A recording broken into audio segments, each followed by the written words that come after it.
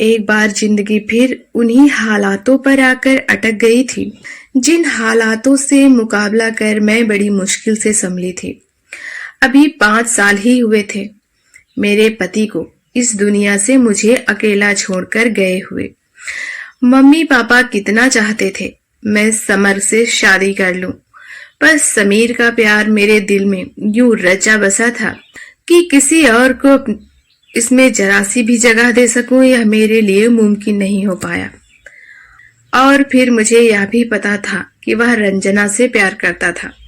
मेरे पति समीर ने उसकी शादी रंजना से कराने का वायदा किया था, पर वह एक सड़क दुर्घटना का शिकार हो गए और उन्हें इस दुनिया को असमय ही छोड़कर जाना पड़ा। हुआ यह था कि एक दिन मैं और समीर पिक्चर देखने गए थे। अभी हम लोग हॉल के अंदर जा ही रहे थे कि हमने अपने आगे आगे कुछ दूरी पर अपने देवर समर को एक लड़की के साथ पिक्चर हॉल के अंदर जाते देखा। वह दोनों एक दूसरे का हाथ थामे हुए थे। उनका चोरी चुपके का प्यार हमारे सामने अचानक से उजागर हो गया था। मैंने अपने पति समीर को इशारे से उधर देखने को कहा। उन्होंने तेज कदमों से आगे बढ़कर पीछे से ही उसके कंधे पर हाथ रख दिया था। वह पीछे मुड़ा तो उसकी नजर जैसे ही समीर पर पड़ी, वह ऐसे चौंका जैसे उन्होंने उसकी चोरी पकड़ ली हो। भैया आप यहाँ? हाँ समर, तेरी भाभी कई दिनों से पिक्चर देखने को कह रही थी, सोचा आज ऑफिस से छुट्टी लेकर उसे पिक्चर दिखा ही दूं। पर तुम कहाँ?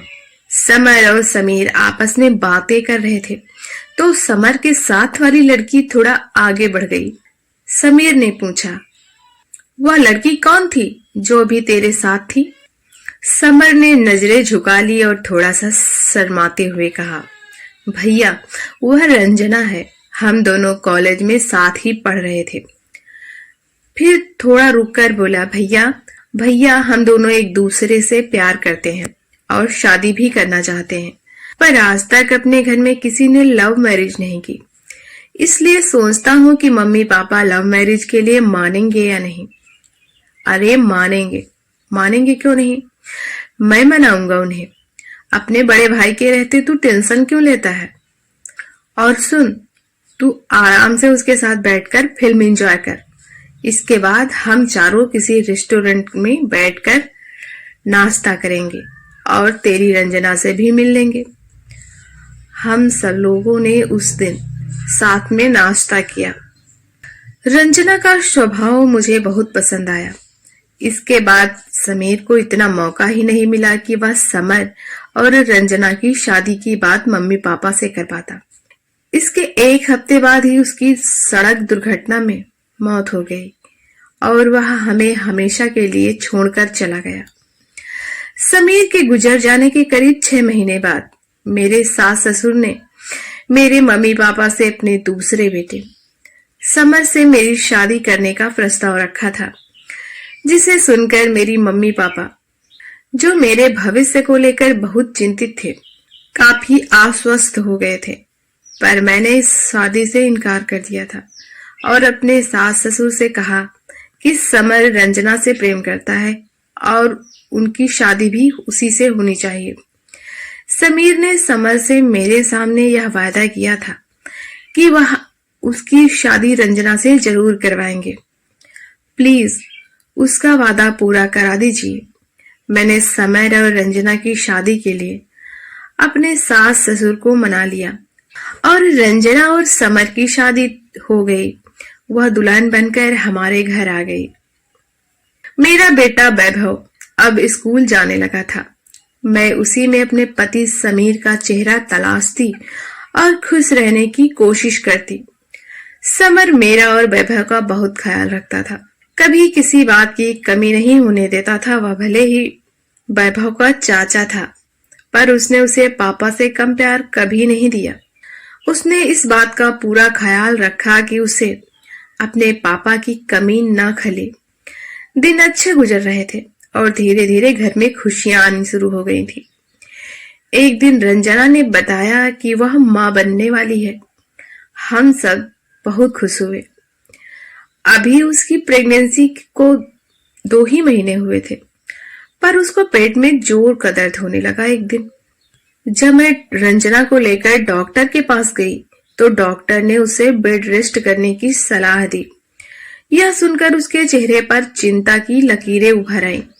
जब वह डॉक्टर से मिलकर बाहर आई तो उसने चिंतित होते हुए मुझसे कहा, दीदी कैसे हो पाएगा यह सब? घर में इतना काम होता है। मुझे तो बिस्तर से उठने को भी मना कर दिया है डॉक्टर ने। उसने उदास होते हुए कहा, अरे तू चिंता क्यों करती है? डॉक्टर ने तुझे सदा के लिए थोड़े ही बोला है, बेड रेस्ट के लिए। कुछ ही महीनों की तो बात है। मैं सब कुछ संभाल लूंगी, तुम परेशान ना हो। मैंने यह कहकर मुस्कुराकर उसके हाथ पर अपना हाथ रख दिया था। तू मेरी छोटी बहन के समान है, बल्कि है ही, क्योंकि मेरे तो कोई छोटी बहन भी नहीं है। इसलिए तो भगवान ने मुझे तेरे रूप में एक छोटी बहन दे दी। और फिर तुम सब लोग कितना करते हो मेरे और वैभव के लिए। तभी तो मैं समीर के बिना भी रह पाई इस घर में। 7 महीने मैंने उसका बहुत ख्याल रखा। मेरी इतनी व्यस्तता देख समर ने एक दिन कहा, भाभी रंजना को कुछ दिनों के लिए मैं उसके मायके छोड़ देता हूँ। तो मैंने झट से मना कर दिया, नहीं भैया, मैं कर लूंगी। अगर वहां रंजना की भाभी कर सकती हैं तो यहाँ मैं भी तो रंजना की भाभी ही हूँ, मैं क्यों नहीं कर सकती। धीरे धीरे वह समय भी आया जब रंजना को डिलीवरी का दर्द शुरू हुआ। हम उसे लेकर अस्पताल पहुंचे। डिलीवरी नॉर्मल नहीं हो पाई थी, उसका ऑपरेशन करना पड़ा था। पर खुशी की बात यह थी कि रंजना और उसका बेटा दोनों ही सही सलामत थे। उसका बेटा देखने में बिल्कुल समीर जैसा लग रहा था। मेरे सास ससुर उसे देखकर बहुत खुश हुए। उन्हें लगा 5 साल पहले जो बेटा उनका छोड़कर चला गया था, वह अब समर के बेटे के रूप में वापस आ गया है। सारा माहौल खुशी से भरा हुआ था। हम सब बेटा होने की खुशी में डूबे हुए रंजना को घर ले आए थे। पर उसके घर आने के 5वें दिन ही अचानक से उसकी तबीयत बिगड़ने लगी। उसे बहुत तेजी से गर्मी लगने लगी और ठंडी के महीने में भी उसे पसीना आने लगा। उसने अपना स्वेटर उतारकर अलग फेंक दिया और वह पसीने से लथपथ हो गई।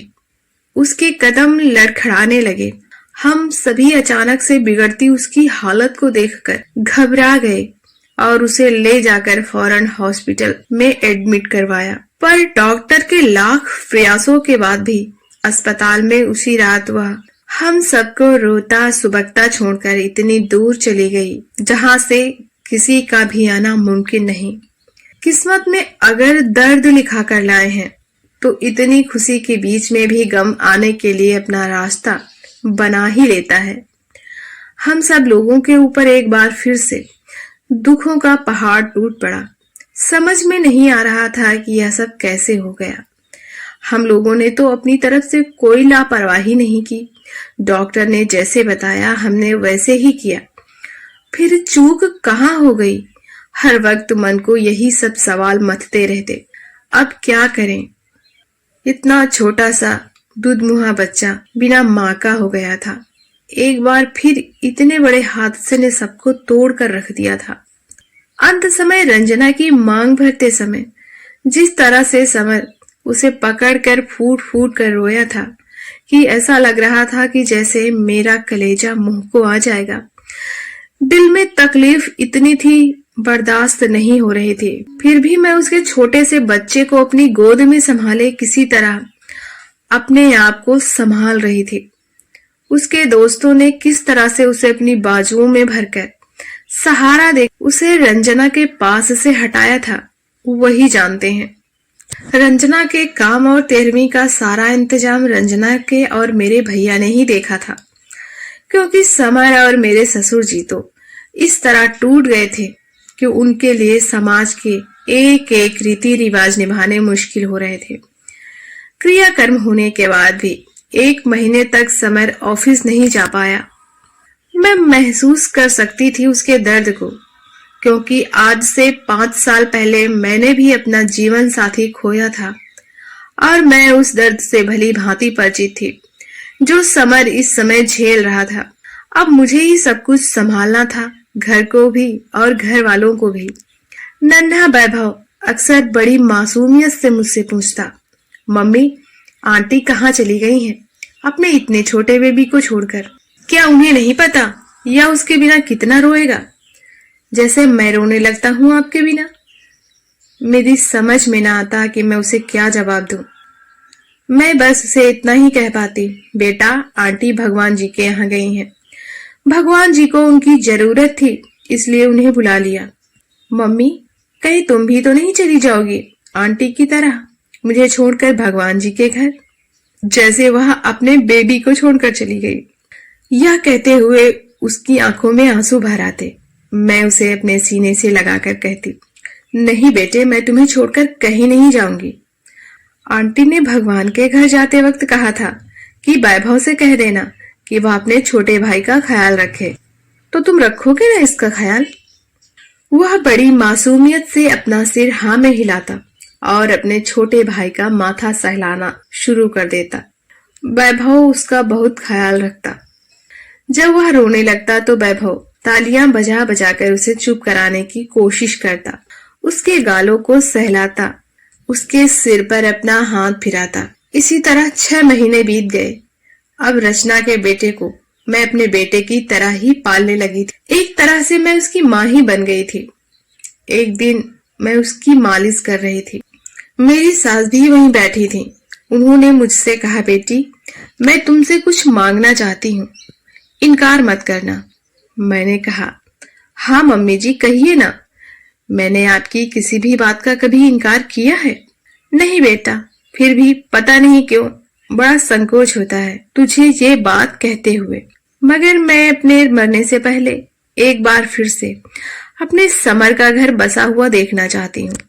आप ठीक कहती हो मम्मी, बच्चे को तो मैं देख ही रही हूँ, इसकी मुझे कोई चिंता नहीं, पर समर के लिए आप कोई अच्छी सी लड़की देख लो, क्योंकि अकेले इतनी बड़ी जिंदगी कटने वाली नहीं है। मेरे इतना कहते ही उन्होंने कहा, हाँ बेटा यही तो मैं भी कह रही हूँ कि इतनी बड़ी जिंदगी ऐसे कहाँ कट जाएगी। कल को बच्चे बड़े हो जाएंगे, सब अपना अपना सोचने लगेंगे, पर तुम दोनों तो अकेले ही रह जाओगे। उसके बाद फिर क्या होगा? कैसे झेलोगे यह अकेलापन तुम दोनों? मैं चाहती हूँ कि तुम जीवन भर के लिए समर का हाथ थाम लो। माँ जी ये आप क्या कह रही हैं? ये कैसे हो सकता है? क्यों नहीं हो सकता? हाँ बेटी मेरी बात मान ले, मैं ठीक कह रही हूँ, उसे अकेला मत छोड़ो। मेरे मरने से पहले तुम दोनों का घर बस जाए, जिससे मैं सुकून से मर सकूं। तूने कहा तो मैंने समर की शादी रंजना से करवा दी, पर उसके भाग्य में उसका साथ नहीं था और मेरा बेटा समीर भी तेरा आजीवन साथ ना निभा सका।